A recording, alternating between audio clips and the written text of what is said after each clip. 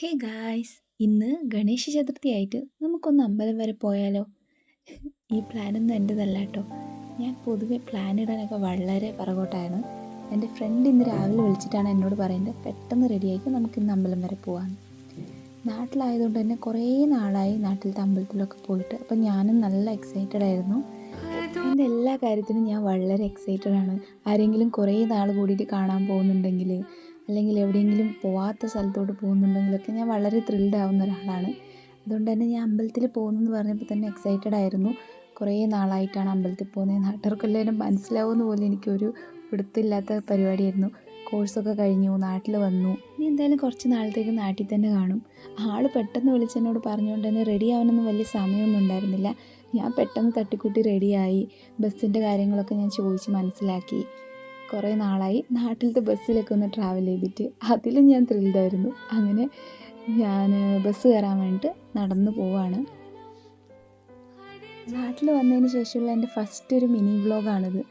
അപ്പോൾ എന്താവും, എങ്ങനെയാവും, നാട്ടുകാരുടെയൊക്കെ റിയാക്ഷൻ എന്തായിരിക്കും, ഞാൻ ഈ ഫോണും കുത്തിപ്പിടിച്ചുകൊണ്ട് നടക്കുമ്പോൾ എന്ത് വിചാരിക്കും എന്നൊക്കെ ഉള്ള ഒരു സംഭവങ്ങളൊക്കെ മനസ്സിലുണ്ടായിരുന്നു. അങ്ങനെ ബസ്സൊക്കെ കയറി. ബസ്സിൽ കയറിയപ്പോൾ തൊട്ട് മഴയായിരുന്നു. ഇതാണ് എൻ്റെ ഹോം ടൗൺ.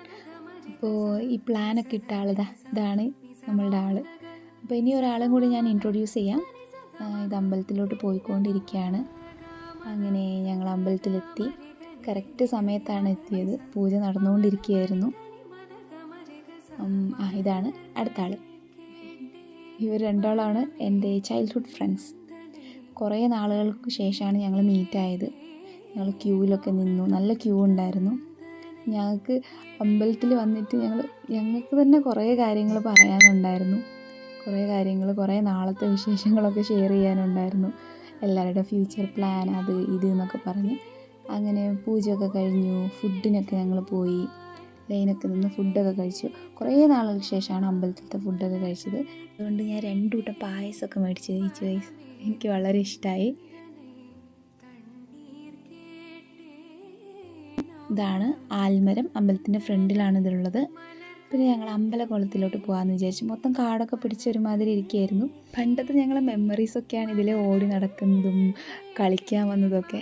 അപ്പോൾ ഇതൊക്കെ ഒരു നല്ല മെമ്മറീസ് ആയിരുന്നു. എനിക്കിതിൽ നടക്കുമ്പോഴൊക്കെ എൻ്റെ മനസ്സിൽ അതായിരുന്നു ഉണ്ടായിരുന്നത്. അപ്പോൾ ഇതൊക്കെ സ്റ്റെപ്പൊക്കെ ഇറങ്ങി ഞങ്ങൾ കുറേ ഗോഷ്ടിയൊക്കെ കളിച്ചുകൊണ്ടാണ് ഈ പോയത്. ഇവിടെയാണ് നമ്മളുടെ കുളം ഉള്ളത്. അപ്പോൾ വരൂ, നമുക്ക് പോവാം. അങ്ങനെ ഞങ്ങൾ താഴെ എത്തി. അപ്പോൾ കുറച്ച് കുട്ടികളൊക്കെ വന്നിട്ട് ഫോട്ടോസൊക്കെ എടുക്കുന്നുണ്ടായിരുന്നു. അപ്പോൾ ഞങ്ങൾക്കും തോന്നി ഞങ്ങൾക്കും കുറച്ച് ഫോട്ടോസൊക്കെ എടുത്താലോ, കുറേ നാളായില്ലേ എന്നൊക്കെ വിചാരിച്ച് അങ്ങനെ കുറച്ച് ഫോട്ടോസൊക്കെ എടുത്തു. അങ്ങനെ അവിടെ കുറച്ച് നേരം ടൈമൊക്കെ സ്പെൻഡ് ചെയ്ത് എല്ലാവർക്കും ടാറ്റയൊക്കെ പറഞ്ഞ് ഞങ്ങൾ ബാക്ക് ടു ഹോം.